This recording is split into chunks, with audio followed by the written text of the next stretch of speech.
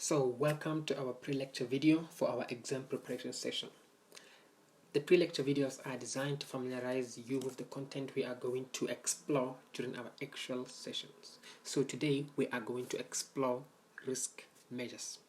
So the technique we are going to use for today are basically going to be our technical analysis techniques.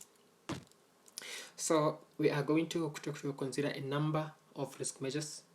So the first one in line is going to be variance, right? So you can basically use historical data to see how an asset has been behaving previously, like how it has been fluctuating up and down.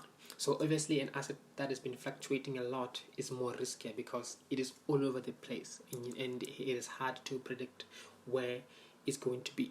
So these two so there's two over here, so whether you are going to use continuous or not. So this one is for continuous random variables. If x is continuous, let's say x is continuous, then you can use this function, and then if x is discrete, then you can use this equation, right? So basically this is just the old thing you know about variance. So the problem with variance is that it looks at both the positive, like above the mean, and below the mean.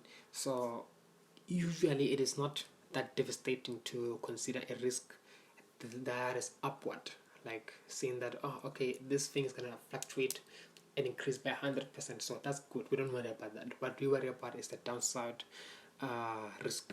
So hence we go to downside semivariance.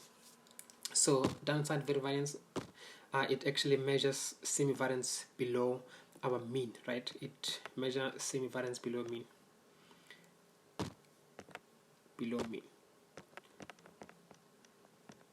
So this equation over here, this one here is for continuous, and this one over here is for discrete, right?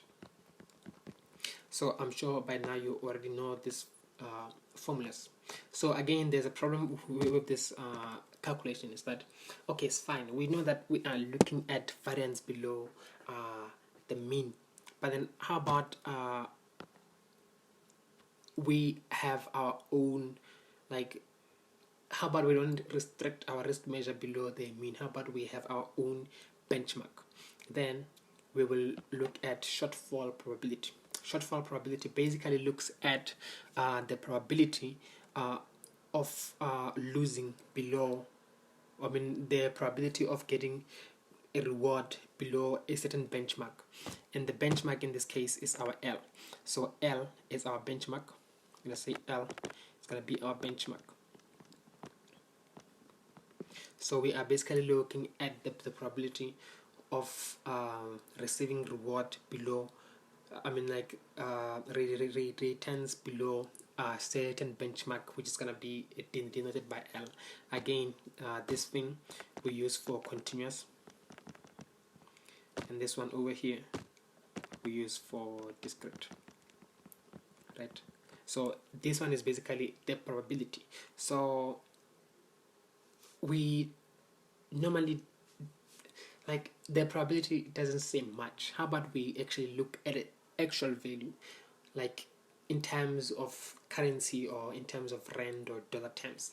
Then we are going to look at the next risk measure, which is the most popular so far.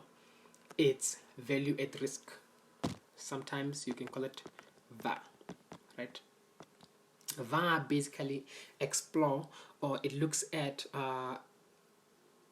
the possibility, like being reasonably sure that you are not going to exceed this value, right? So the value of VAR is the value you are reasonably sure you are not going to exceed at a certain confidence level, and the confidence level is basically going to be 1 minus alpha, right? So, and you can use this equation over here to find your VAR. Normally in our course, our x random variable x is going to be normally distributed. So we will work these things tomorrow in our actual sessions. So there's a problem with this var. I'm gonna draw a graph over here, actually, like this. var, let's say maybe we're looking at a normal.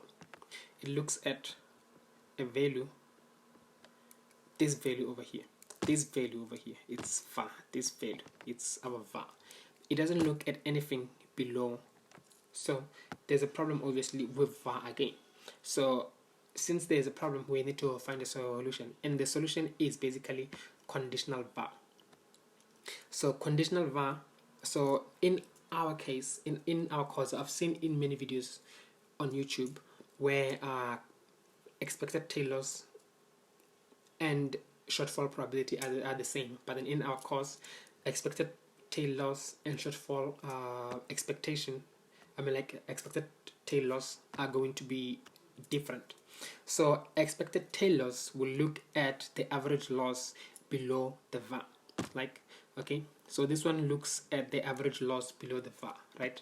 So if we have a normal distribution like this, so he had to look at all the loss below our var value, where this value over here is basically our var, right? So and then our expected tail loss here, because this one looks at only below the var, in our expected tail loss we can actually have our own benchmark. So there is no need for us to calculate var before we can find expected tail loss. We can just basically make our benchmark.